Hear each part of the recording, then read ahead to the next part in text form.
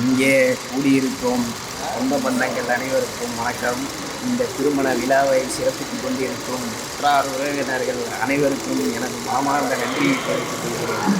மணமகன் தமிழனை பற்றி சொல்ல வேண்டும் என்றால் என்ன சொல்வது என்று எனக்கு தெரியவில்லை.